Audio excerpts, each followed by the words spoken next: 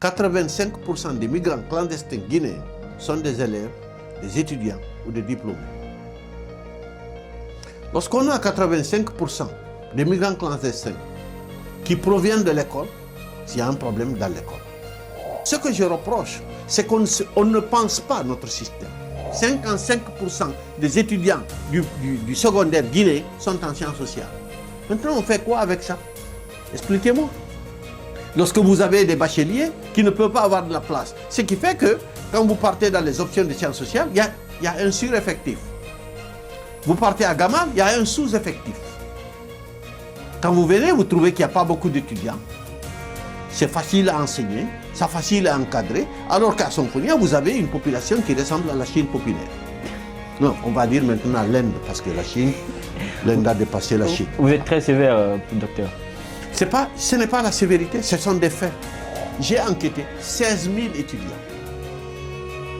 Vous avez 85% des étudiants guinéens ayant connu au minimum un redoublement avant d'accéder à l'université. La Guinée est le seul pays, à ma connaissance, au monde, qui n'a pas de lycée technique et de lycée professionnel. Vous pensez que c'est une école qu'il faut réformer ou réinventer? Pour moi, il faut mettre à plat le système. Il faut poser le problème et voir comment on peut avoir une école.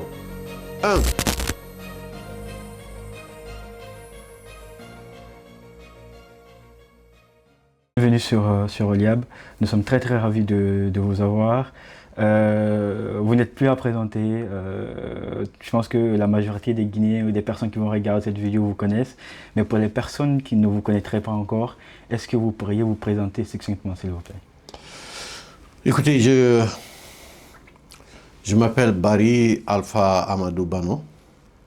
Je suis sociologue de formation, enseignant, chercheur et présentement chef de projet d'un projet d'appui à l'enseignement supérieur en RDC depuis juin 2024.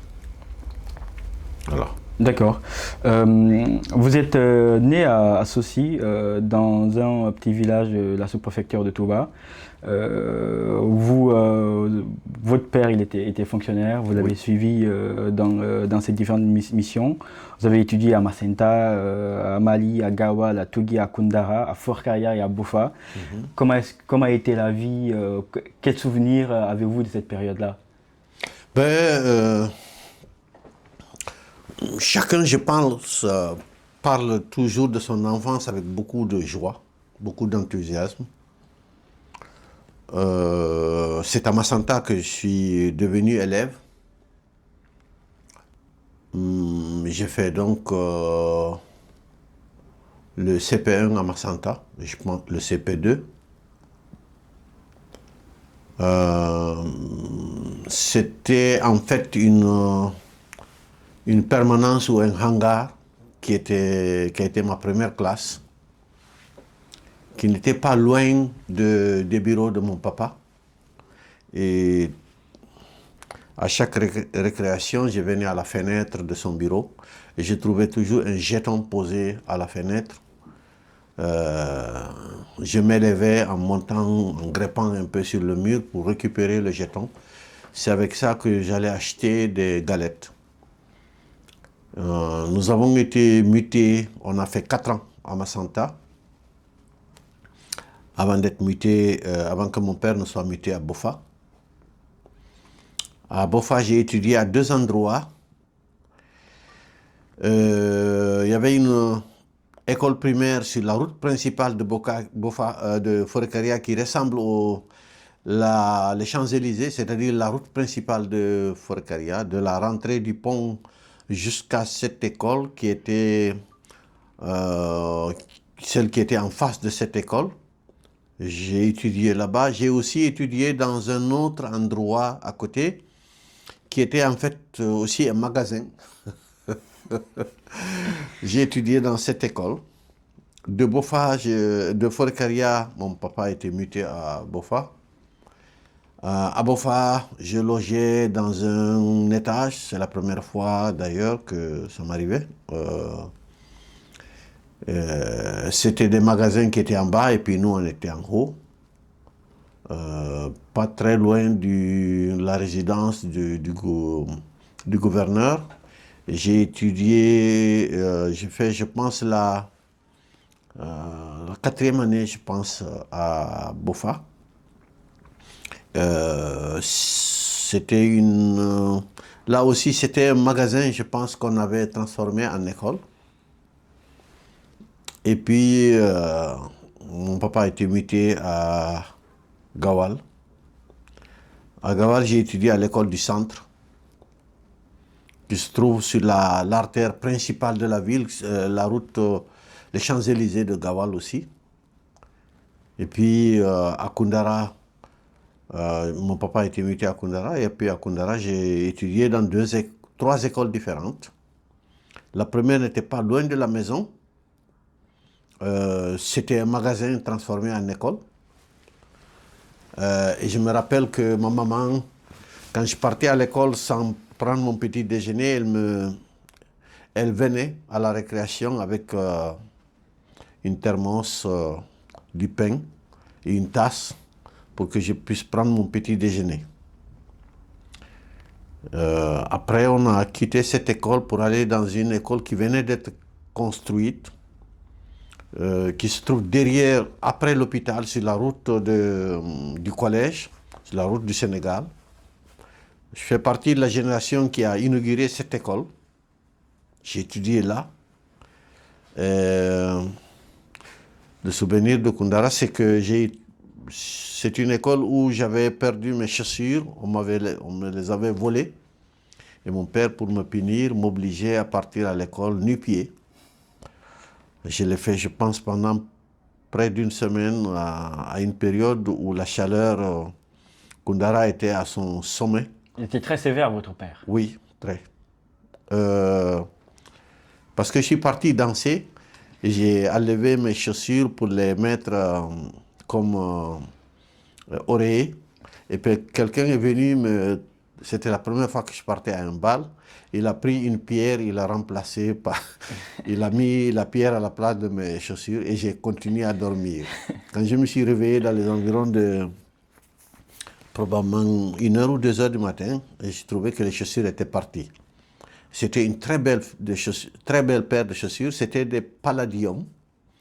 Notre génération ne les connaît pas sûrement. Ah oui, mais il semble qu'ils sont revenus, que la marque est encore de retour. J'ai vu avec une jeune Française que j'ai rencontrée, quand j'ai vu les chaussures, j'ai reconnu. Elle m'a dit que c'est revenu encore, c'est encore à la mode. Et puis après, j'ai fait le collège, le début du collège à Koundara. J'ai fait la 7e, la 8e à Koundara, avant de quitter Koundara à la suite de la mutation de mon père, pour aller à Tougué, où j'ai étudié un tout petit peu. Mon père a été ramené encore à Koundara, et de Koundara, on est revenu à l'Abbé. À l'Abbé, j'ai étudié à Kindel. C'est là d'ailleurs où j'ai appris à devenir un chômeur. J'avais des amis de classe qui étaient des gros chômeurs qui m'ont entraîné. Et puis après, tellement j'ai chômé en ville que mon père a décidé de m'envoyer au village. Je suis parti donc dans le village de mon père à Dar al-Abbé. J'ai étudié à Dar al-Abbé pendant, je crois, 2 ans ou 3 ans. Histoire de me couper de mes relations, des jeunes de l'abbé qui m'avaient appris à jouer au kandas. J'ai joué aussi au kori, au bafon. On partait au bafon pour jouer les kori. En fait, j'étais devenu vraiment un bon délinquant à l'abbé. Ce qui fait que mon père a été obligé de m'amener loin de... Et puisque ma mère vivait au village, donc je suis parti rester à côté d'elle. Et est-ce que ces fréquentations-là ont impacté vos notes à l'école? Ah oui, mais oui. Et surtout, est-ce que étiez-vous un bon élève? Bon, disons que j'ai été bon élève au primaire. J'étais moyen élève au collège parce que à l'abbé, disons que j'ai abandonné pratiquement. J'étais vraiment un gros chômeur. Je me rappelle qu'une fois, j'ai tellement chômé à l'abbé qu'un jour, quand je suis venu en classe, tout le monde s'est levé pour applaudir pour moi, pour dire que j'étais revenant. Euh, et puis, de l'abbé, ma mère m'a envoyé à Gawal, chez son frère, qui était à l'époque fédéral de Gawal. J'ai continué mes études là-bas. Et puis, au moment du baccalauréat, je suis venu à l'Abbé. Et c'est à l'Abbé que j'ai eu mon baccalauréat. Et j'ai été orienté en agronomie, à la faculté d'agronomie de l'Abbé. Et je ne voulais pas être agronome. Je ne me sentais pas l'âme de quelqu'un qui adore aller en brousse. J'ai perdu 2 ans de ma vie à vouloir changer d'option. Oui, parce que vous vouliez d'abord faire du droit, après... Non, à l'époque, je voulais simplement pas aller en agronomie. C'est tout. Voilà. Je voulais pas être agronome. Je voulais pas aller en brousse. Je détestais la brousse. J'ai perdu 2 ans de ma vie. Je suis parti au Sénégal. J'ai fait un peu d'aventure. Je suis monté, je suis descendu. Et puis, c'est au Sénégal que j'ai eu le réflexe de dire, bon, il faut revenir.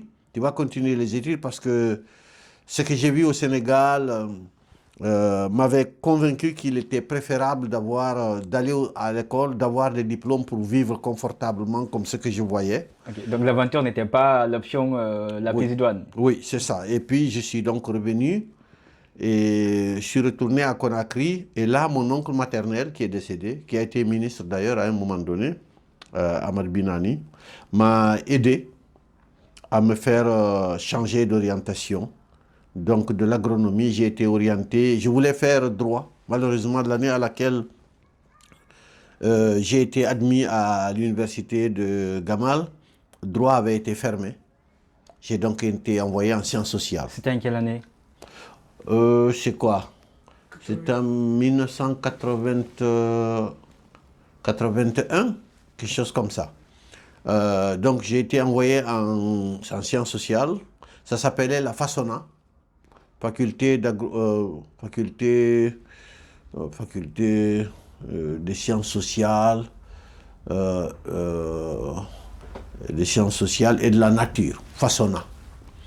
Donc, c'était à Donka, le bâtiment qu'on appelle le bâtiment T, c'est là où il y avait la faculté. C'était le premier degré, parce qu'à l'époque, tu devais faire le premier degré avant d'aller à Gamal, d'intégrer Gamal. Et moi, quand je suis arrivé, le premier degré, c'était 3 ans. C'est-à-dire que tu fais 3 ans et puis tu fais un concours d'accès au deuxième degré. J'ai fait 3 ans. À l'université, j'étais un brillant étudiant. Au collège, un gros chômeur. Au lycée, je me suis ressaisi. J'étais bon élève au primaire, hein, très bon élève au primaire. La seule chose que je n'aimais pas au primaire, c'était la chanson. J'étais plutôt récitation. J'ai jamais su chanter. Et puis à l'université, j'étais bon, très bon étudiant, très studieux. Et je voulais vraiment réussir. L'aventure vous a poussé quand même. Oui, c'est ça. Ça m'a vraiment fait prendre conscience de la nécessité d'étudier. Parce que je me suis rendu compte que je ne sais pas cultiver, je ne sais pas labourer, je sais rien faire. Donc la seule chose que je pouvais faire, c'était d'étudier correctement. Et puis, j'avais déjà des ambitions, je voulais faire le doctorat. J'ai convaincu, quand je suis arrivé à l'université, je voulais faire le doctorat. C'était vraiment un projet qui était déjà inscrit chez moi. Et en 3e année, il y a un professeur qui m'a cassé.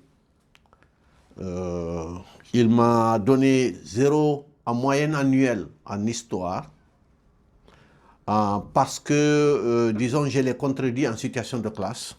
Il est d'ailleurs décédé. C'est pour cela que je ne veux pas dire son nom. Alors que j'avais raison, intellectuellement parlant. C'était sur la question du bassin de la Roure. Je me rappelle encore du bassin de la Roure. Et je lui ai demandé comment on écrit la roue. Il m'a dit, comme tu entends. Je lui ai dit, mais c'est quoi? C'est comment on écrit? Et puis il a dit R-U-R. Bon, j'ai vérifié dans le dictionnaire, j'ai trouvé que ce n'était pas ça. Et puis je lui ai dit que non, il s'est trompé, c'est pas comme ça qu'on écrit le bassin de la Roure. Il en a fait un problème personnel, et puis il m'a cassé sans me le dire. C'est-à-dire qu'il m'a donné 0 en moyenne annuelle, ce qui fait qu'au moment du concours pour accéder à l'université, alors que j'étais régulièrement parmi les 5 premiers de ma classe, je me suis retrouvé 11e. C'est-à-dire que donc j'ai perdu pratiquement 8 places. Et les 10 premiers, c'était le changement de régime. Les 10 premiers ont été envoyés au Maroc. Moi, qui étais 11e, donc je ne partais pas au Maroc. Et donc je suis parti j'ai eu le concours donc, pour aller à l'université. Quand je suis arrivé, à l'époque, les 10 premiers partaient à l'ISEG, à Manéa. Au lieu de les envoyer à Manéa, ils les ont envoyés au Maroc. Moi, je suis donc premier de ceux qui ne vont pas. Donc, on est parti à Gamal Abdel Nasser. Et à Gamal Abdel Nasser, on m'a d'abord orienté en anglais. Pourquoi? Je ne sais pas. Alors que je n'étais pas très performant en anglais. Et en anglais, il y avait 24 filles, plus moi. À force de regarder les filles, je suis devenu femme. Et je ne voulais pas. Je voulais apprendre une langue, mais je ne voulais pas avoir comme compétence une langue. J'ai voulu changer. J'ai fait beaucoup d'efforts. J'ai marché de gauche à droite. On m'a envoyé en langue française. Et en langue française, le premier cours m'a complètement dérangé parce que le professeur est venu dans la classe. Il a dit, bon, je vous enseigne le conte en polar, tali, tali, talate. Alors, j'ai dit, mais attends, le bonhomme là, il est en train de se foutre de nous. Je ne viens pas jusqu'ici pour faire tali, tali. J'ai voulu changer. En fait, je voulais faire de la philosophie. Je voulais être philosophe. Et puis, on ne m'a pas envoyé en philosophie.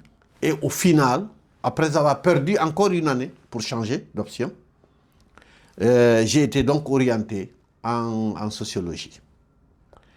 Et donc, j'ai fait la sociologie et j'ai terminé l'université en sociologie. J'ai soutenu. Mon thème de mémoire portait sur j'ai voulu me spécialiser en sociologie des médias parce que je faisais du journalisme quand j'étais étudiant. J'étais membre de la presse universitaire. Je faisais des reportages de football, j'écrivais des articles, j'affichais. Et j'ai fait le studio école quand je suis sorti de l'université. J'ai fait le studio école de la RTG.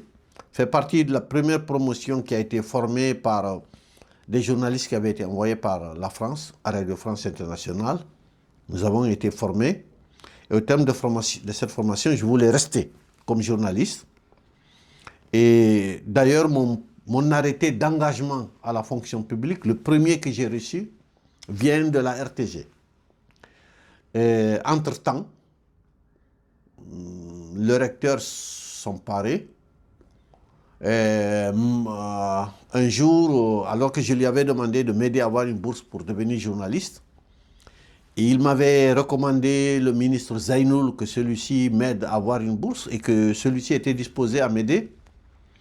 Ses collaborateurs ne voulaient pas. Un jour, il a envoyé quelqu'un, j'ai oublié son nom, mais je pense qu'il doit être Condé. Il était du département de chimie. Me trouver au café de l'université Gamal Abdel Nasser. Et il m'a dit, le recteur me demande de te dire de monter un dossier. J'ai demandé c'est quoi? Il m'a donné la liste, y compris un projet de recherche. J'avais appris sur le tas, en lisant les documents, à rédiger un projet de recherche. Je l'ai fait, c'était un manuscrit. À l'époque, il n'y avait pas quelqu'un en Guinée qui avait un ordinateur pour ça. Ça a dû prendre beaucoup de temps. Oui, j'ai fait ça en manuscrit. À l'époque, c'est les machines à dactylographie qui existaient. Et puis, j'ai constitué mon dossier et je suis parti voir le recteur Somparé pour lui dire, écoute, j'ai pas d'argent pour prendre des photos. Et c'était vrai. Il m'a donné de l'argent. Je suis parti prendre des photos au stade du 28 septembre. À l'époque, il y avait la première entreprise de photo minute était en Guinée, c'était des Coréens. C'est là où j'ai pris des photos. Et puis, je suis venu constituer le reste du dossier et j'ai déposé. Je ne savais pas c'était pour où. Et en fait, je suis resté pratiquement pendant près de 2 mois, 3 mois, sans savoir mon dossier servait à quoi. C'était pour quel pays. Parce que j'avais vu l'affiche pour la bourse du Canada en bas, et j'avais regardé, il y avait 9 places pour l'Afrique au sud du Sahara. C'était une bourse d'excellence pour aller à Ottawa. Et je n'ai pas postulé, parce que je disais, j'ai aucune chance. J'avais entendu les gens dire à l'université, moi j'ai postulé, même mes enseignants avaient postulé, mais pour moi je n'avais pas postulé. Et puis un jour j'ai rencontré le recteur Somparé, et puis je lui ai posé la question, mais monsieur le recteur, c'est le dossier que vous m'avez demandé de constituer là, c'est pourquoi? Il m'a dit c'est pour le Canada. J'ai dit, ce que j'ai vu affiché en bas là, il m'a dit oui. Mais fallait me dire, je n'allais pas postuler. Il m'a dit pourquoi? J'ai dit mais il n'y a aucune chance que je réussisse. Bon, on va voir. Et puis, le résultat est venu. Et j'ai rencontré les gens. Moi, j'ai reçu la réponse, elle est négative. J'ai reçu, elle est négative. Reçu, négative, négative, négative, négative. Bon. Et puis un jour, j'ai rencontré un jeune que je connaissais, qui était la même promotion que moi, mais qui avait redoublé d'une classe et donc qui est sorti, qui est resté sur les bancs alors que moi j'étais déjà diplômé, qui m'a dit, j'ai vu une de tes lettres au rectorat, au secrétariat central, qui se trouve dans ma chambre de résidence. À l'époque, tout le monde utilisait une boîte postale qui s'appelait 1147. C'était la boîte postale de l'université Gamal Abdel Nasser. Et donc, tu pouvais trouver 500 lettres, et parfois une lettre pouvait rester pendant plus de 3 mois sans que le propriétaire ne vienne la prendre. Et donc, cette lettre-là, je suis parti la récupérer, et je l'ai gardée avec moi, dans ma poche arrière, pendant 3 jours sans l'ouvrir. Et puis un jour, il pleuvait à Conakry, j'étais dans ma chambre, et ma chambre, il y avait de l'eau qui passait par les tôles. Et chaque fois qu'il pleuvait, je mettais un caoutchouc, forêt sac, noir, pour que l'eau tombe dedans. Et quand c'est rempli, j'enlève, je verse et puis je remets. Et ce jour-là, il n'y avait pas de courant, j'avais une bougie allumée. J'attendais que la pluie baisse pour que je puisse détacher le forêt sac pour ne pas que l'eau tombe sur moi, parce que c'était au-dessus de mon lit. Et puis j'ai vu la lettre, j'ai dit, ben attends, tu vas lire. Alors j'ai pris la lettre. Alors les lettres canadiennes, elles sont longues, les enveloppes sont très longues. Et donc c'était plié, donc j'ai pris la lettre, j'ai ouvert. Et je pense que c'est ce jour j'ai compris que quand tu postules pour quelque chose, un poste ou quelque chose d'autre auprès des institutions, des services, quand tu regardes la lettre, si tu as le présent de l'indicatif, j'ai le plaisir, ça veut dire que tu es admis. Mais dès que tu vois nous, c'est que tu as échoué. C'est avec cette lettre que j'ai compris ça. J'ai vu la première, j'ai le plaisir de vous annoncer que vous avez été retenu dans le programme de bourse. Voilà. Et c'est comme ça que j'ai obtenu ma première bourse pour aller au Canada, pour faire le master à l'université d'Ottawa. Voilà.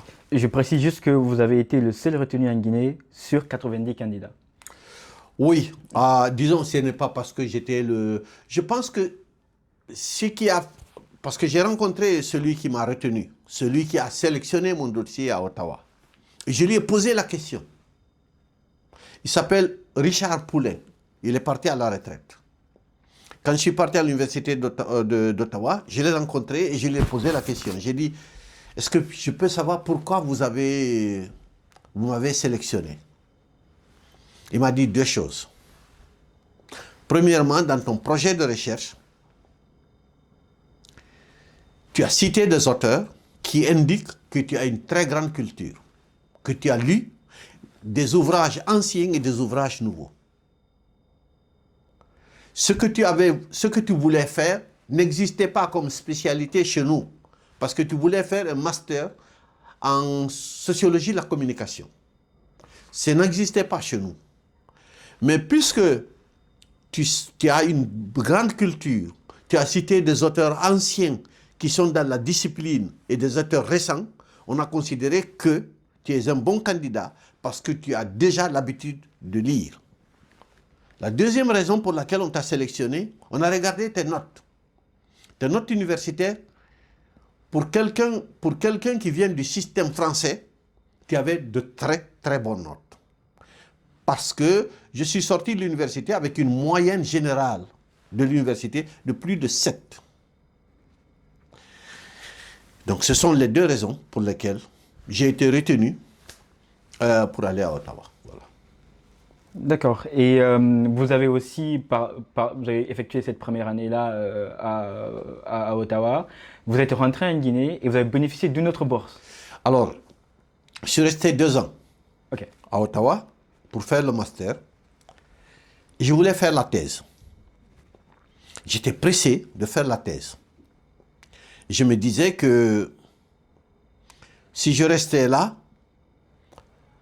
je pouvais peut-être me débrouiller comme tout le monde, travailler, parce que j'ai été le premier étudiant à Guinée inscrit à l'université d'Ottawa. Donc, je voulais faire le doctorat et la seule solution pour moi, c'était de terminer parce que déjà j'avais perdu quelques années de ma vie. Après le baccalauréat, j'ai perdu 2 ans. À l'université, après le concours, j'ai perdu 1 année. Ça faisait 3 ans de ma vie que j'avais perdu. Il fallait donc rattraper, accélérer, avoir rapidement une bourse pour pouvoir retourner. Ce qui fait que je suis retourné en Guinée et 1 année plus tard, j'ai obtenu une autre bourse d'excellence pour revenir à l'Université de Montréal et pour faire ma thèse de doctorat. D'accord. C'est tout à votre mérite, tout le parcours. Non, en réalité... Vous êtes trop humble. Non, c'est pas ça. C'est qu'à partir du moment où vous avez déjà obtenu une première bourse d'un pays, vous avez respecté les engagements, vous avez terminé dans les délais.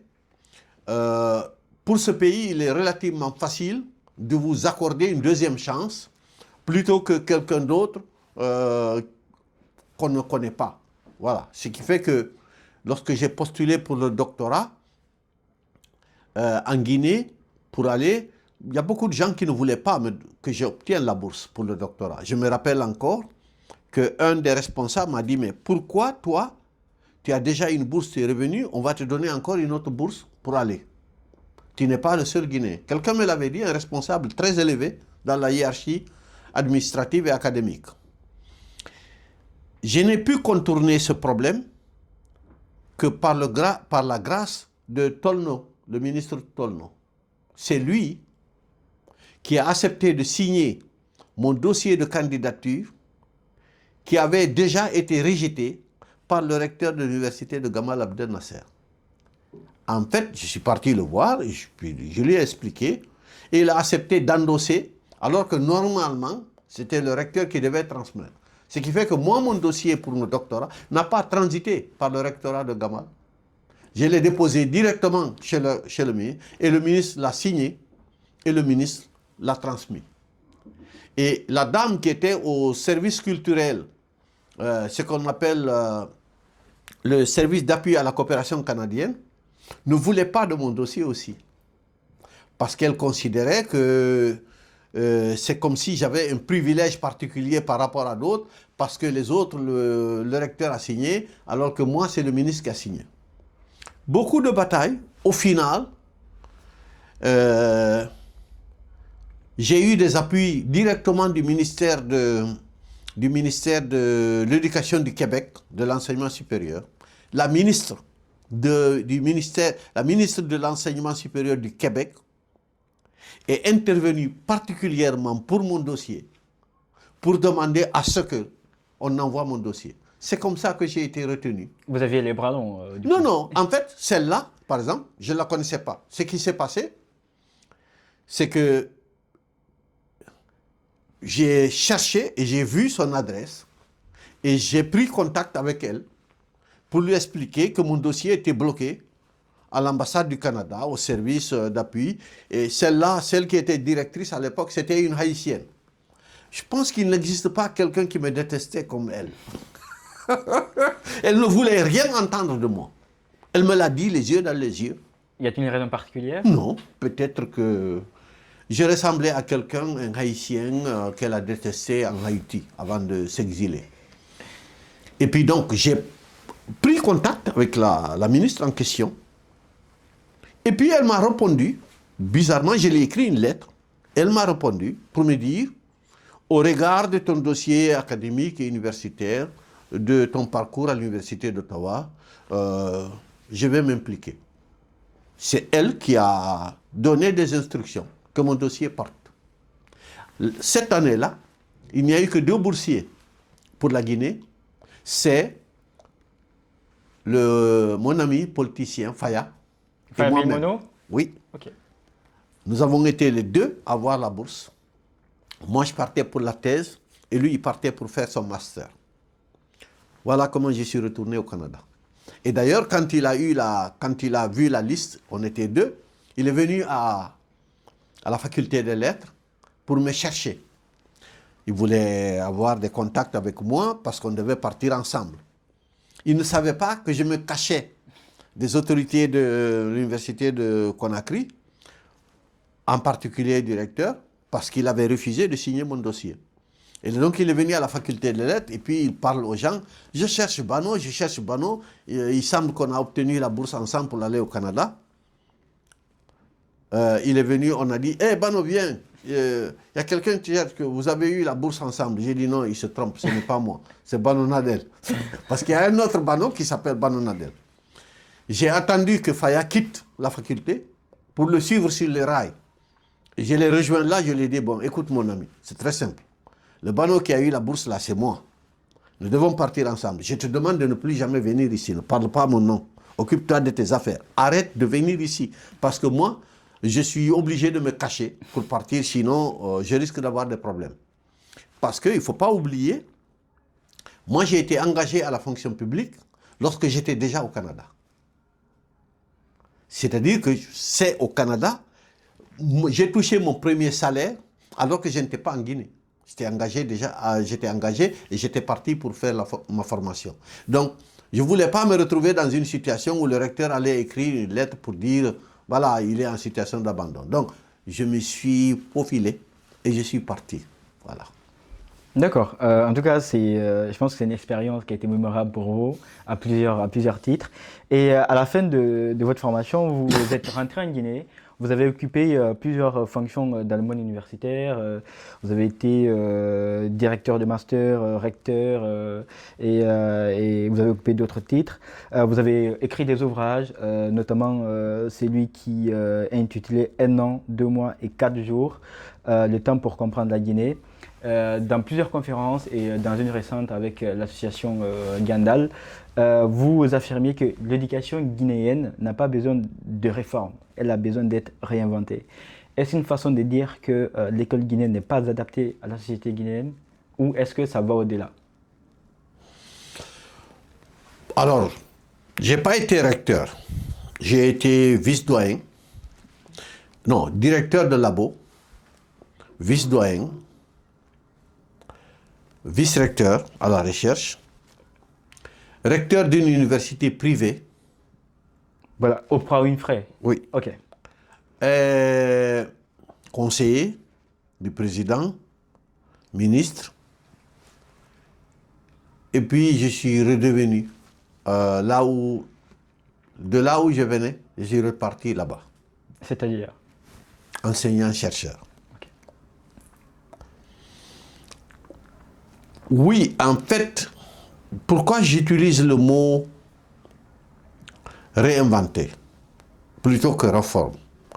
Parce qu'on a tout le temps utilisé le mot réforme en Guinée. En réalité,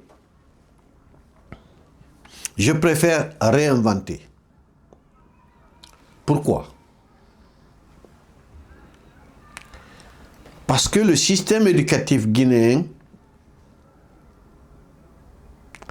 on l'a toujours réformé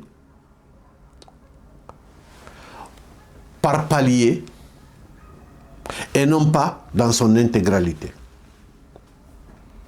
C'est-à-dire qu'à un moment donné, on a des partenaires qui viennent dire on réforme l'école primaire, parfois d'autres viennent on réforme le secondaire, il y en a qui viennent l'enseignement technique, il y en a qui viennent l'enseignement supérieur, il y en a qui viennent la recherche.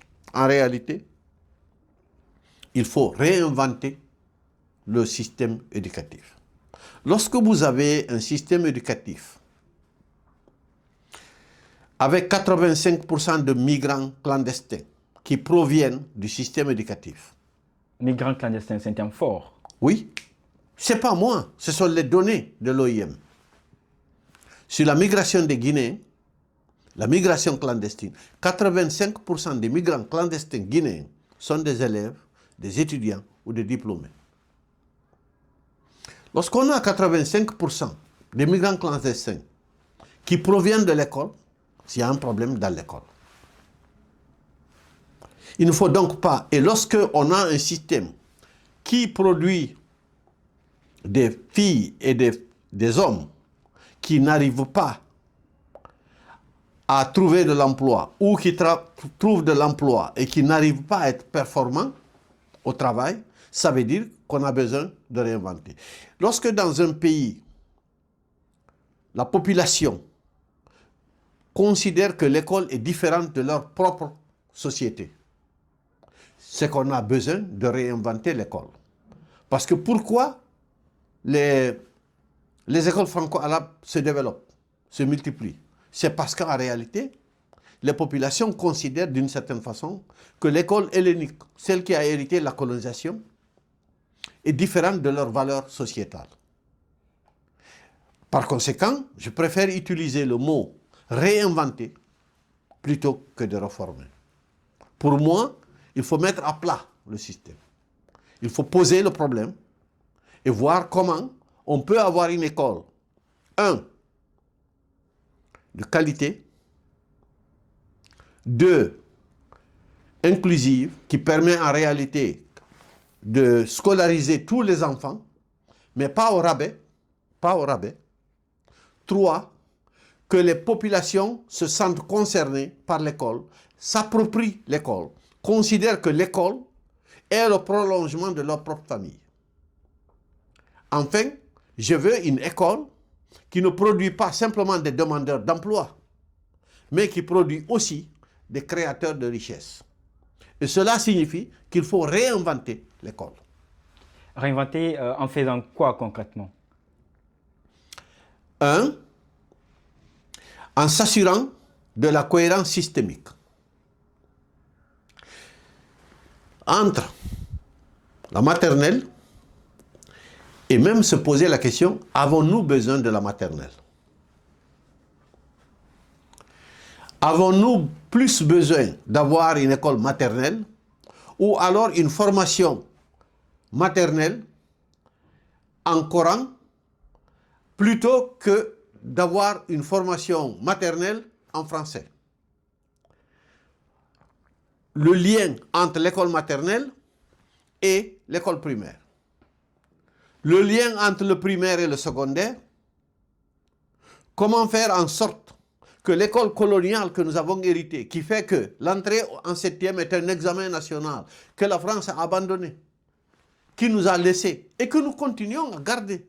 Alors que au moment où on a créé ce type d'école, avec un examen, l'école primaire était déjà une école qui préparait à aller dans des emplois et dans des métiers. Ce qui n'est pas le cas. C'est-à-dire, ce que je reproche, c'est qu'on ne pense pas notre système. Quelle est la relation aujourd'hui pour aller à l'enseignement technique? C'est le résultat de l'échec. Jusqu'à présent, nous n'arrivons pas à faire de l'enseignement technique et de l'enseignement professionnel un enseignement de choix, une vocation, une orientation, une volonté. Et comment faire en sorte que la passerelle ne soit pas simplement déclarée, mais qu'elle soit opérationnelle. Entre l'enseignement secondaire, l'enseignement de secondaire 1 et le secondaire 2, entre le secondaire et l'enseignement technique, et l'enseignement technique et le secondaire 2, et l'enseignement technique et l'université. Comment faire en sorte que tout cet ensemble puisse fonctionner sans des barrières, mais plutôt avec des accumulations de valeur, de capitalisation, de tout ce qui est appris dans l'un et capitalisé par l'autre. Et ça signifie une révolution. Je vous donne un dernier exemple. Le prochain livre que je vais sortir, d'ici la fin de cette année, et qui est le résultat des enquêtes que j'ai réalisées depuis 1998. C'est-à-dire que chaque année, entre 1998, de mon retour du Canada, en 2003, dans le cadre de mon cours de méthodologie de recherche, j'utilisais les étudiants pour enquêter d'autres étudiants. C'est-à-dire que pendant 5 ans, j'ai enquêté tous les étudiants de première année qui venaient à Gamal Abdel Nasser. J'ai arrêté. En 2013-2014, j'ai enquêté des étudiants sur la base d'un échantillon par quota. De l'ensemble des étudiants, j'ai eu un échantillon de 1200 et quelques. En 2015-2016, j'ai fait une autre enquête par quota de 5000 et quelques étudiants sur l'ensemble du territoire national où j'ai envoyé des gens à Zérekori, à Labé, à Kindia, à Kankan, où j'ai enquêté 5000 et quelques étudiants. En 2023-2024, j'ai fait la dernière enquête où j'ai utilisé des étudiants de L2 et j'ai enquêté des étudiants de Conakry, privés et publics. J'ai enquêté 16 000 étudiants. Et je suis en train de rédiger le rapport, d'analyser les résultats. Sur toute cette période, vous avez 85% des étudiants guinéens ayant connu au minimum un redoublement avant d'accéder à l'université. C'est qu'il y a un problème. Vous n'avez que 15%, ça c'est vous qui le dites, moi je vous dis les faits. C'est une question que je vous pose. Non, j'ai 15% d'étudiants sur les 16 000 n'ayant pas connu de redoublement avant d'arriver à l'université. Ces 15% ont une mère scolarisée entre niveau professionnel et niveau supérieur.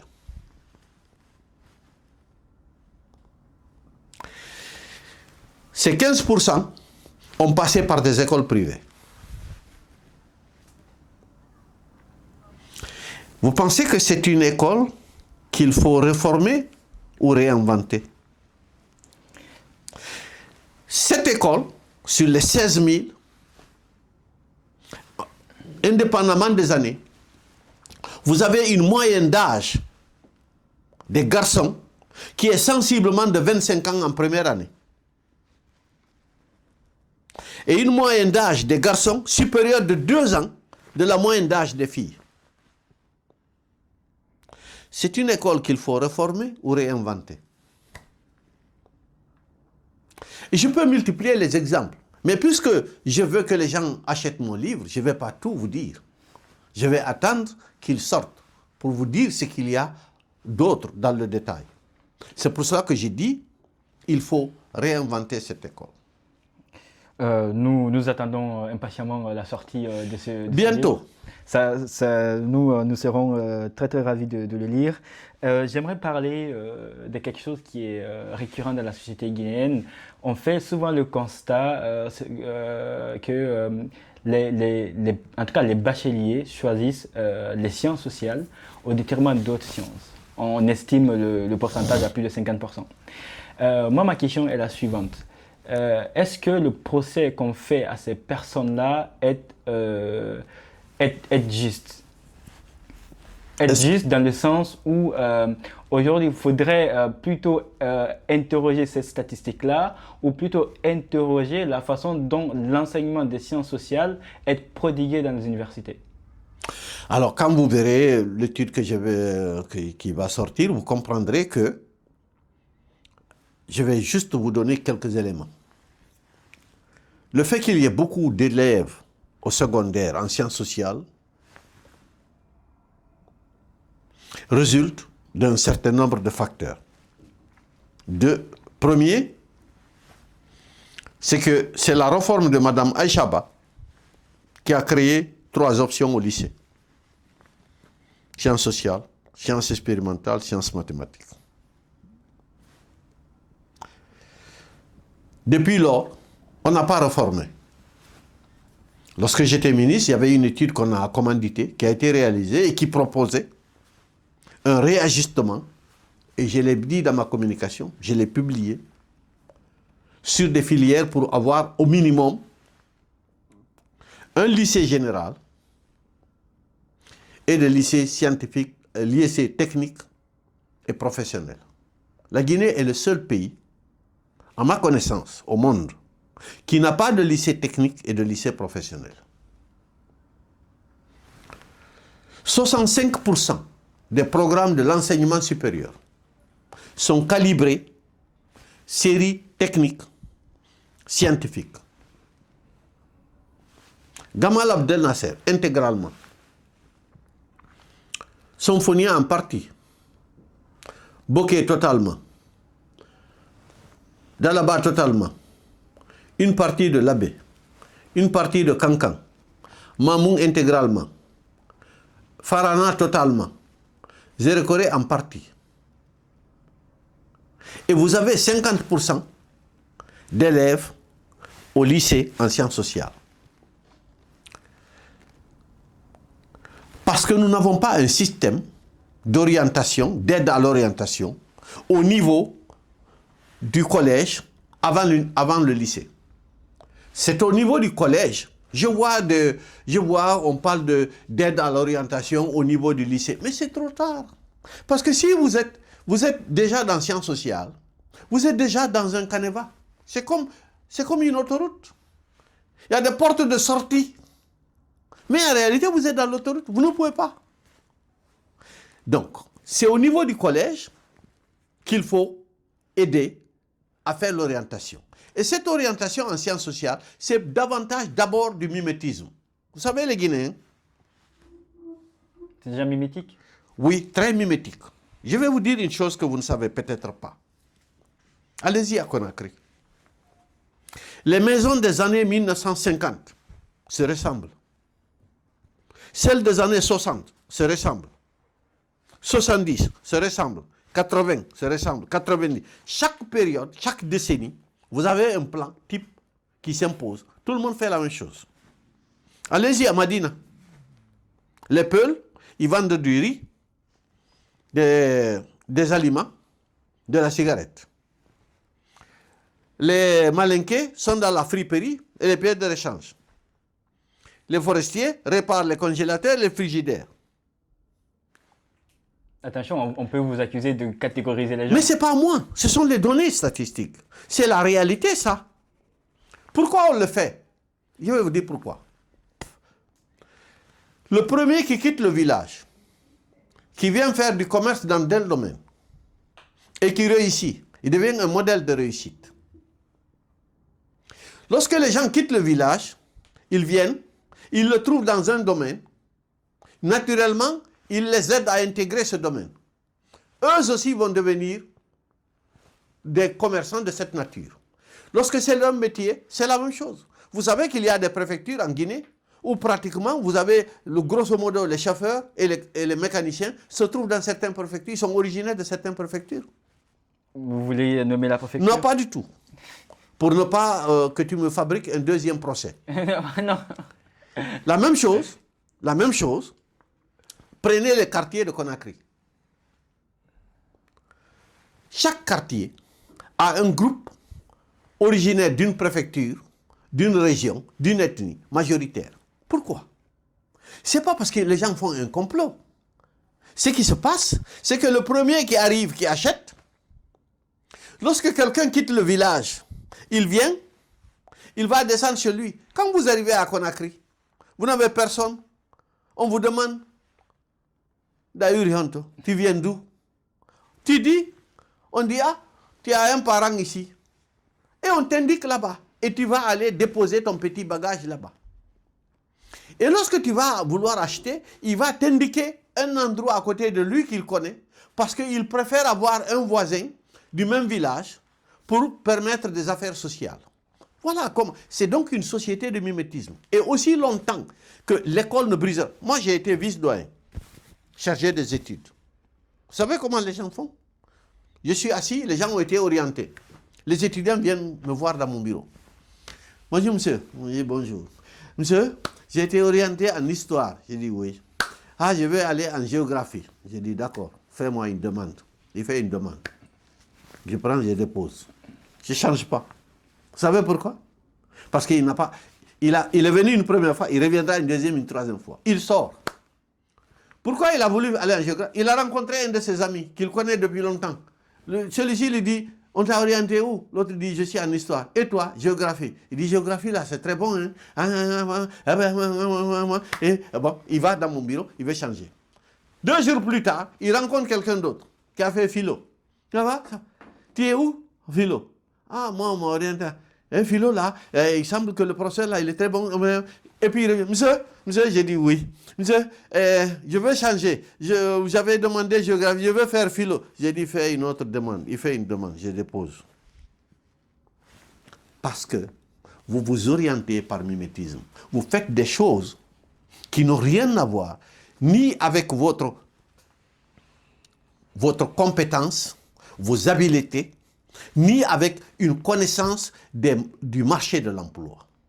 À partir du moment où ces 2 éléments n'existent pas, votre orientation est une orientation biaisée. Et donc, c'est pour cela que vous avez 50%. La deuxième raison, c'est que les gens considèrent qu'il y a plus de chances d'avoir le baccalauréat en sciences sociales que dans les autres séries. Mais pourquoi? Ben, c'est très simple. C'est que quand vous avez 50% d'étudiants, d'élèves dans une option, naturellement, au moment des résultats, vous avez plus d'admis dans cette option que dans les autres options. Donc, lorsque les gens entendent sciences sociales, sciences sociales, sciences sociales, sciences sociales, au moment où on donne les résultats, ils se disent, en sciences sociales, on gagne beaucoup. Et on va en sciences. Mais c'est une loi de nombre, c'est une loi statistique. Dernier élément, c'est que les épreuves de mathématiques en sciences sociales sont très faibles. Ce qui fait que tous ceux qui sont faibles en mathématiques disent « je vais aller en sciences sociales parce que là-bas, les sujets de mathématiques ne sont pas très sérieux ». Ils vont en sciences sociales. Voilà les raisons pour lesquelles les gens vont en sciences. Donc ce n'est pas un procès, c'est en fait une réalité. La réalité, c'est que le système éducatif, l'enseignement supérieur est calibré à 65% pour les séries techniques et scientifiques, et le secondaire est à 55% des étudiants du secondaire guinéen sont en sciences sociales. Maintenant, on fait quoi avec ça? Expliquez-moi. Lorsque vous avez des bacheliers qui ne peuvent pas avoir de la place, ce qui fait que quand vous partez dans les options de sciences sociales, il y a un sureffectif. Vous partez à Gamal, il y a un sous-effectif. Quand vous venez, vous trouvez qu'il n'y a pas beaucoup d'étudiants. C'est facile à enseigner, c'est facile à encadrer, alors qu'à Somphonia, vous avez une population qui ressemble à la Chine populaire. Non, on va dire maintenant l'Inde, parce que l'Inde a dépassé la Chine. Vous êtes très sévère, docteur. Ce n'est pas la sévérité, ce sont des faits. D'accord. C'est des faits. Je pense que le diagnostic, il est très... en fait, il est sourcé il est backé par des données. Et bien sûr, quand votre livre sortira, on aura encore beaucoup plus de matière pour appréhender toutes ces problématiques. Moi, je voudrais aborder une autre problématique avant d'aborder les réformes que vous avez engagées. C'est la problématique des boursiers. Des boursiers guinéens. Oui. On a des boursiers guinéens principalement au Maroc, même s'ils sont dans d'autres pays. Régulièrement, on a des grèves, on a des SOS qui sont lancés sur les réseaux sociaux, on a des scandales qui éclatent au niveau des ministères qui s'en occupent. Aujourd'hui, quand on envoie les plus brillants esprits de la République étudier et qu'on les laisse dans ces conditions-là, est-ce que quand on affirme que l'État les abandonne, ça serait être sévère? Bon, écoutez, moi, si c'est moi qui devais décider, je fais la politique des moyens. C'est-à-dire? C'est tout. Je n'ai pas beaucoup d'argent pour prendre en charge des Guinéens à l'étranger, je ne les envoie pas à l'étranger. Mais est-ce que c'est une question de moyens? C'est pas plutôt une question de gestion parce que c'est quand même des budgets qui sont votés à l'Assemblée nationale. Si vous voulez parler disons, qu'il y a des détournements et autres, moi je ne peux pas le justifier. Au-delà des détournements, de la structure elle-même. Parce que ça, c'est une question de structure. Alors, moi je ne peux pas juger de ce que je ne sais pas. Moi, je suis un cartésien. Lorsque j'analyse quelque chose, lorsque je me prononce sur quelque chose, j'évite de faire comme ce que l'on appelle le sens commun, ce que tout le monde dit. Moi, je dis, et c'est très simple, moi j'ai été boursier au Canada, j'avais droit à un complément de bourse que le gouvernement guinéen donnait. Alors je vais vous dire, sur les 8 ans que je suis resté au Canada, j'ai obtenu sur le complément qu'une année de ces 8 ans. Ça, moi je le dis, parce que ça, ce sont des faits. Le reste, on m'a dit, lorsque tu arrives à Conakry, tu vas le réclamer, tu vas l'obtenir. Je l'ai réclamé, je ne l'ai pas obtenu. Ok?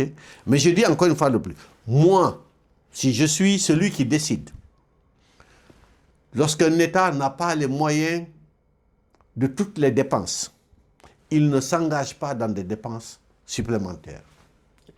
Puisque de toute façon, ces gens pouvaient étudier à Conakry. Et voilà, c'est tout ce que je peux vous dire. D'accord. Et quand vous étiez ministre, est-ce que cette problématique-là s'était posée à vous? Il n'y a pas de boursier chez moi. Okay. Je ne gère les bourses en Guinée. Il y a 2 ministères qui donnent des bourses.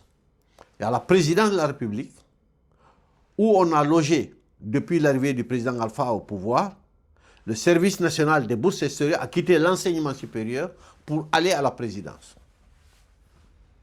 Deuxième élément, l'enseignement supérieur donne des bourses. Ce sont les 2 structures, les 2 ministères qui donnent des bourses. Moi, quand j'étais au ministère, j'ai trouvé des bourses pour des Guinéens pour aller en Russie. Si j'étais resté, j'allais continuer dans ça. J'ai trouvé, j'ai négocié, j'ai écrit une correspondance officielle au ministre de l'enseignement supérieur de la Russie pour solliciter une 50aine de bourses dans des domaines bien précis. Et ce n'était pas, je n'ai pas écrit en disant donnez-moi 50 bourses. Non, j'ai indiqué le nombre de bourses que je voulais en dosimétrie, en planification, en statistique, en démographie, en informatique. J'avais une liste détaillée des emplois techniques que j'avais besoin au niveau du ministère parce que je m'étais rendu compte que ces emplois n'existaient pas au niveau du ministère. Et sans ces emplois, on ne peut pas gérer un ministère. J'ai reçu une lettre officielle par le truchement de l'ambassade de la Russie à Conakry en me disant qu'il m'offrait 20 bourses pour la Russie. Dans les spécialités, on m'a donné les spécialités. J'ai informé les cadres et j'ai demandé à un des services de rendre publique l'offre pour qu'il y ait de la compétition. Malheureusement, ça n'a pas été diffusé largement. Ils ont fait une diffusion restreinte au niveau de quelques personnes ou de quelques services. Comment je l'ai su? C'est qu'en réalité, quand les dossiers ont été transférés, moi, comme ministre, je ne regarde pas chacun des dossiers. Ça, on m'a donné les dossiers, j'ai fait la lettre de transmission, j'ai signé. L'ambassade de Russie exige, lorsque vous finissez, lorsque les dossiers sont transmis, il faut que les gens partent sur une plateforme de la Russie pour qu'ils puissent s'inscrire. Et à partir de cette plateforme, les experts qui sont en Russie vont analyser la qualité des candidatures. J'ai été appelé par l'ambassade de Russie et la chargée de coopération est venue me voir.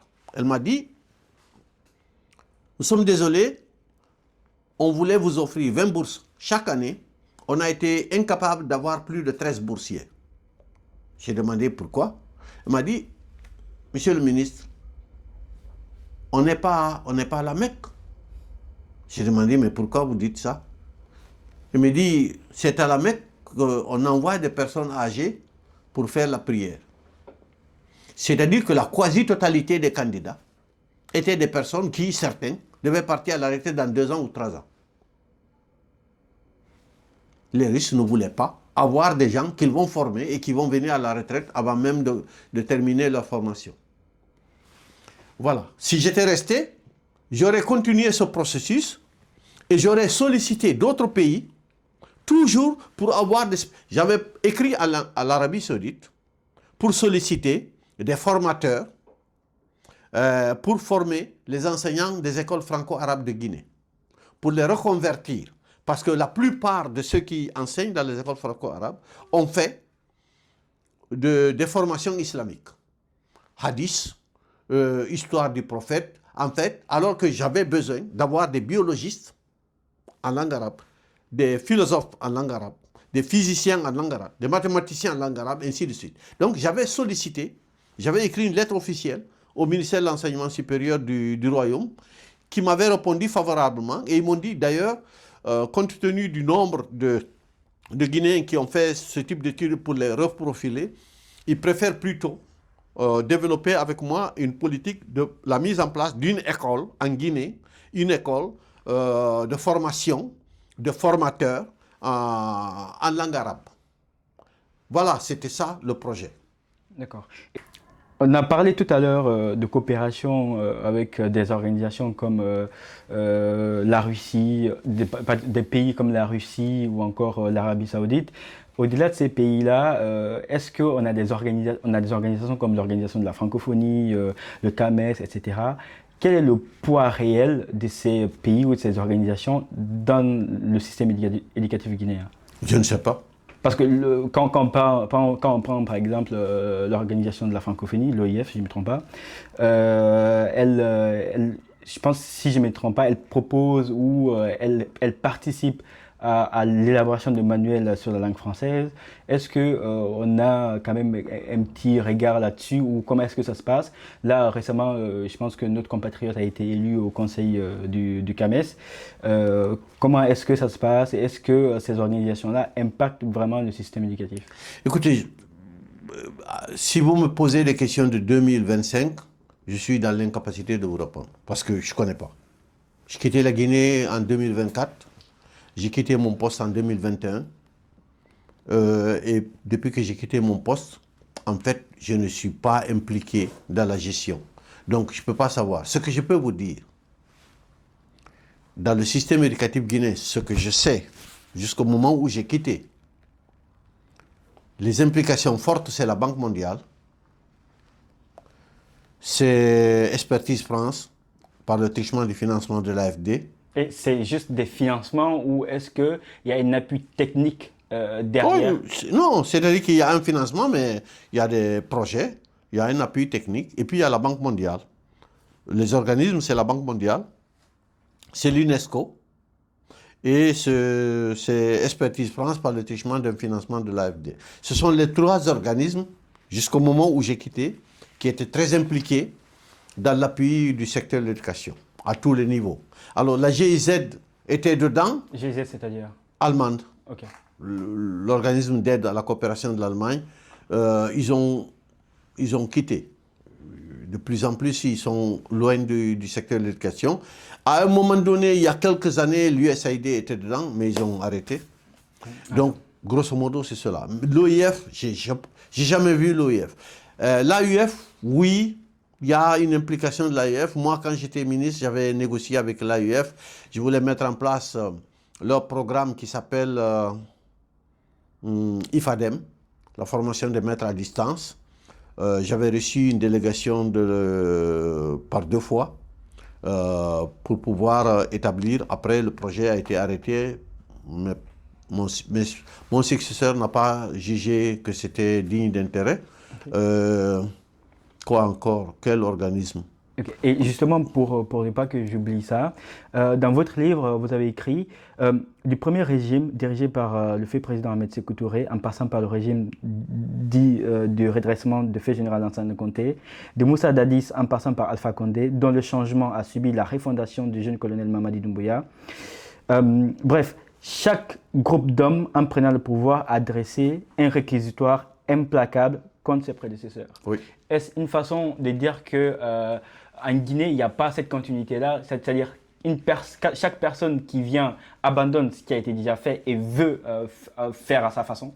Oui. Et parfois, ils n'abandonnent même pas. Parfois, ils ne savent même pas.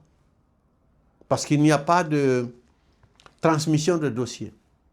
La moindre des choses, je donne un exemple, la moindre des choses aurait été, il y a eu un coup d'État, on nous a renvoyés,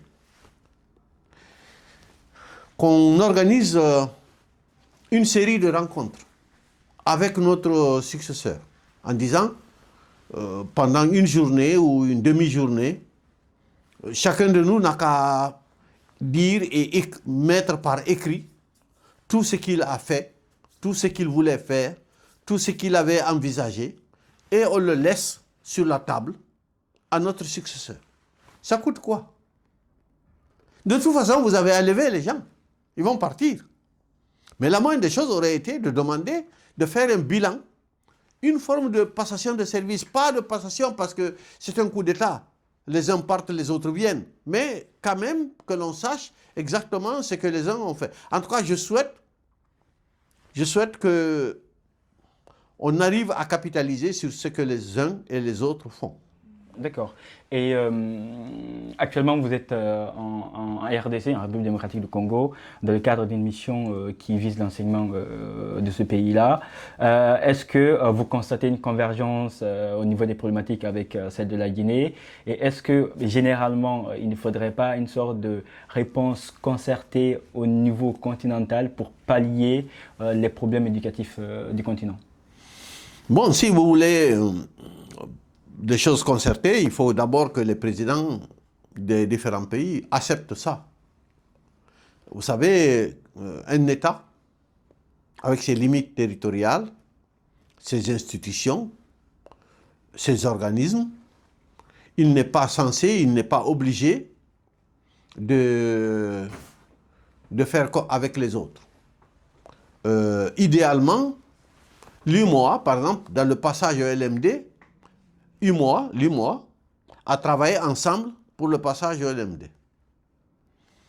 Malheureusement, dans d'autres pays, ça s'est fait entre les fils du pays, dans les limites des frontières du pays.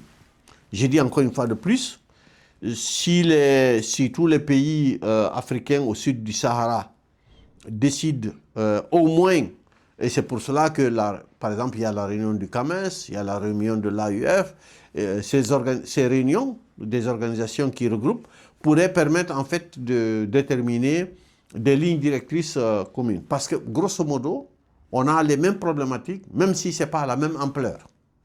On a les mêmes problématiques. Les problématiques sont les mêmes. Un, faible qualité des ressources humaines, faible quantité des ressources humaines, des programmes obsolètes, anciens, caducs, des infrastructures dégradées, non adaptées, avec très peu de laboratoires. Voilà, on a un certain nombre de choses qu'on pourrait dire, ce sont des choses qui sont transversales. Voilà. D'accord. C'est très très clair. Maintenant, pour revenir sur la Guinée en elle-même, dans votre livre, vous avez proposé plusieurs réformes, notamment la réforme électorale, la refondation du système éducatif. Est-ce qu'aujourd'hui, on pourrait parler de culpabilité générale quant à la situation guinéenne? Non. Est-ce que nous sommes tous coupables? Non, moi je n'aime pas ça. Vous savez, tous les Guinéens sont des procureurs. C'est un pays extraordinaire. On ne cherche que des coupables. La Guinée passe son temps, les Guinéens passent le temps à chercher qui est coupable. Écoutez, si les Guinéens n'arrêtent pas de chercher les coupables, un jour, ils vont trouver que leur père est le principal coupable. C'est ça la vérité. Personne ne sait avec certitude, en dehors d'une étude rigoureuse, qui est responsable d'un dysfonctionnement à tel ou tel niveau. Mais je peux vous garantir qu'on ne sait pas avec exactitude qui est responsable d'un dysfonctionnement en particulier. Et celui que vous accusez, celui qui est là, parfois, est juste le bénéficiaire ou celui qui continue avec un système qu'on lui a créé, probablement avant même qu'il ne soit à l'école. Voilà la vérité. Donc, coupable ou pas, pourquoi on ne cherche pas les solutions? Pourquoi on cherche toujours les coupables? Parce que de toute façon, si on trouve les coupables, on les envoie dans une prison, ou on les chicote, ou on les assassine. Est-ce que ça va changer le problème que nous avons? Ou est-ce que si jusqu'à présent on ne trouve pas de solution, est-ce que ça ne serait, ça encore vous allez me dire on cherche des coupables, Oui. mais est-ce que ce ne serait pas la faute de nos élites, de nos dirigeants? C'est toujours la faute des dirigeants. Toujours. Si ça marche bien, ce sont les dirigeants. Si ça ne marche pas bien, ce sont les dirigeants. Donc si c'est ça, vous n'avez pas besoin de chercher. C'est connu. Parce que les dirigeants, c'est eux qui ont la capacité de prendre des décisions. Donc c'est toujours les dirigeants qui sont responsables. Maintenant, dans les dirigeants, vous avez plusieurs échelles de dirigeants. C'est très intéressant ça. Vous avez plusieurs échelles de dirigeants. Maintenant, la question est de savoir dans quelle catégorie de l'échelle se trouve la personne. Moi j'aimerais bien avoir votre catégorisation des dirigeants. Ben écoutez, ça se trouve dans mon livre. J'ai pas vu cette partie. Ok. Cherchez, ça est dedans. Ok, ça marche. Voilà. Parce que vous savez, un État, il est organisé. Tous les postes ne se valent pas dans un État. Le président, ce n'est pas le Premier ministre. Le Premier ministre, ce n'est pas le ministre. Les ministres régaliens ne sont pas les ministres sectoriels. Ce n'est pas la même chose. Celui qui décide, celui qui engage un État et celui qui subit, ce n'est pas la même chose. Voilà. D'accord, c'est très très clair. Et est-ce que quand on regarde un peu les difficultés, les problématiques qui se posent aux Guinéens, à la jeunesse guinéenne, aux élèves et étudiants guinéens, est-ce qu'aujourd'hui, quand on regarde le statu quo, on peut parler d'une sorte de résignation générale où tout le monde accepte sa condition? Parce que quand on regarde de par le monde, les étudiants sont quand même des personnes qui sont très engagées, mais chez nous, on n'assiste pas vraiment à cela. Est-ce que donc on pourrait parler d'une résignation? Je ne sais pas de quoi vous parlez. Le fait, en fait, c'est que vous voulez dire qu'ils ne font pas de grève. Je reformule ma question. Pas de grève, c'est-à-dire aujourd'hui les étudiants, quand ils assistent à des problèmes structurels tels qu'en Guinée, pas par voie de grève, mais par les moyens que la loi les confère, quand même essayer de se faire entendre. Ce que je veux dire. Peut-être qu'ils ne savent pas comment le faire. C'est encore plus grave. Peut-être qu'ils ne sont pas bien formés pour le faire, parce qu'ils ne sont pas bien informés pour le faire. Voilà. Peut-être qu'ils sont... Vous savez, pour réclamer quelque chose, il faut savoir que il faut ne pas être satisfait. Si on est satisfait, pourquoi on va réclamer? Deuxièmement, pour revendiquer, il faut connaître. Si on ne connaît pas, est-ce qu'on va revendiquer? Non. Est-ce que vous êtes implicitement, êtes-vous en train de dire que les Guinéens ne connaissent pas forcément ce qu'ils veulent? Non, je ne sais pas. Parce qu'en fait, écoutez, vous ne pouvez pas demander à quelqu'un... Attendez, c'est comme si vous trouvez quelqu'un en train de... Il a un bagage, et vous êtes arrêté, vous le regardez avec le bagage, et vous dites, ce bagage est très lourd. Mais vous êtes un menteur. Je suis désolé, mais vous êtes un menteur. Parce que vous ne savez pas. Moi, je ne sais pas. Moi, je ne suis pas étudiant. Je ne suis pas un étudiant. Je suis un enseignant. Je ne peux pas savoir si les étudiants ont un problème et ils ne réagissent pas. Je ne sais pas. Moi, je considère que les étudiants guinéens sont à l'aise. Ils sont satisfaits de leur situation. Ceux qui considèrent qu'ils ne sont pas satisfaits, ils prennent la route de l'immigration et ils s'en vont. C'est tout. Le jour où ils vont me dire, je vais les rencontrer dans la rue, où ils vont créer une manifestation, où ils vont faire une pétition en disant « nous ne voulons pas de cela, nous ne voulons pas », je vais dire « ok, vous ne voulez pas ». Voilà. D'accord, c'est très très clair. Oui. Vous avez fait partie de la diaspora, notamment pendant vos années au Canada.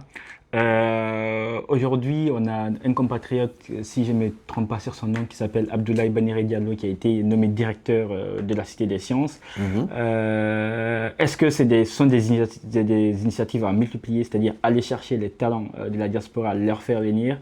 Et surtout aujourd'hui, est-ce qu'il y a des moyens adéquats pour attirer les personnes de l'extérieur? Écoutez, vous m'apprenez une nouvelle, parce que je ne savais pas que le professeur Baniré a été nommé. Je ne savais pas. Je vous ai dit, je suis coupé de la Guinée. Je ne peux pas être dans le deuxième plus grand pays de l'Afrique et être en même temps en Guinée. Je suis en RDC. Ce que je sais de la Guinée, c'est toujours quelque chose en lien avec le passé. Je sais que la Cité des Sciences a été créée, puisque j'en ai parlé avec le ministre de tutelle. Je sais aussi toute la vision qu'il a et toute l'ambition qui se trouve derrière pour la Cité des Sciences, puisqu'on en a parlé. Il m'a même donné la documentation que j'ai lue.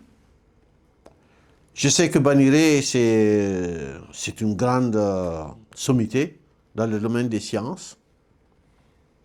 Je sais qu'il mérite il a la capacité de diriger la Cité des Sciences et qu'il a une grande crédibilité. Et j'espère que vraiment il va produire des résultats à la hauteur des attentes qui sont placées en sa personne. Voilà. Okay. Et un mot par rapport à la diaspora qui doit s'engager, peut-être? Écoutez, moi j'ai toujours dit,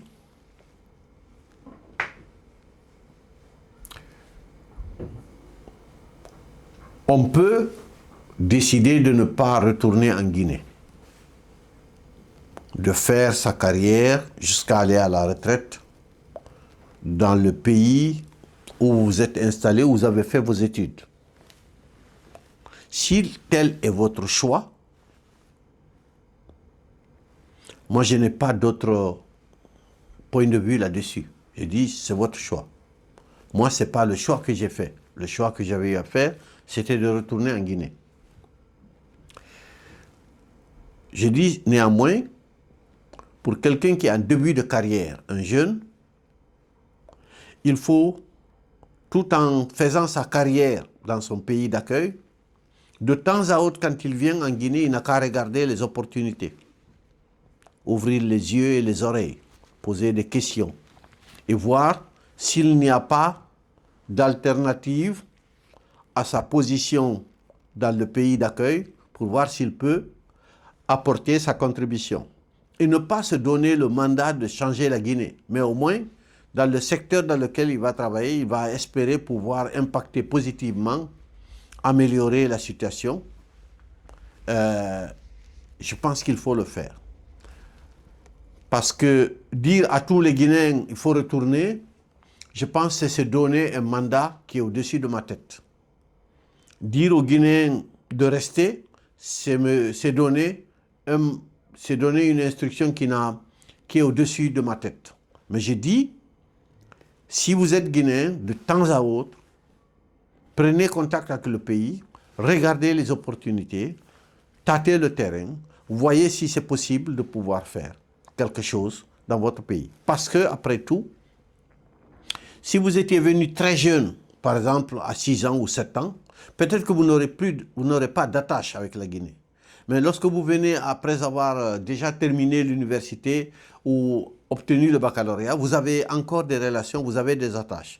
Et il y a de très fortes chances qu'après votre retraite, que vous décidiez de retourner au pays. Il ne faut pas attendre de prendre sa retraite pour aller en Guinée. Il faut aller pendant qu'on est encore en fonction pour essayer de voir comment progresser, comment s'insérer, ainsi de suite, préparer un retour, son retour à un moment donné ou à un autre. En tout cas, moi, c'est le conseil que je peux donner. Oui, séjourner, travailler, n'oubliez pas votre pays, partez de temps à autre, regardez les opportunités, et le jour où vous en trouverez une, saisissez l'opportunité. Et si vous décidez jusqu'à la fin de ne pas avoir, vous n'avez pas eu d'opportunité, le fait d'aller régulièrement va vous permettre, lorsque vous allez prendre votre retraite et vous allez décider d'aller vivre dans votre pays, de retourner dans votre pays, vous ne serez pas dépaysé, vous allez vous intégrer plus facilement et vous allez vivre plus aisément à l'intérieur de votre société. Voilà ce que je peux vous dire. C'est très très clair. Sur une note beaucoup plus politique, vous êtes un RDC. Est-ce que vous suivez l'actualité politique guinéenne? Très peu. D'accord. Donc au niveau État démocratique, vous ne suivez pas actuellement, c'est pas... Écoutez, je vois ce qu'on écrit ou ce qu'on RFI diffuse, mais disons que pour l'essentiel, je l'ai dit tout à l'heure, du lundi au vendredi, je ne fais absolument rien qui ne soit en lien avec le projet. Ça me prend beaucoup de temps et je peux vous garantir qu'on ne mange pas l'argent des Blancs en se connectant pour regarder les réseaux sociaux de la Guinée. Voilà. C'est très clair. Avant-dernière question, est-ce qu'aujourd'hui, vous avez un message à lancer à la jeunesse? Écoutez, je n'aime pas trop me donner de l'importance.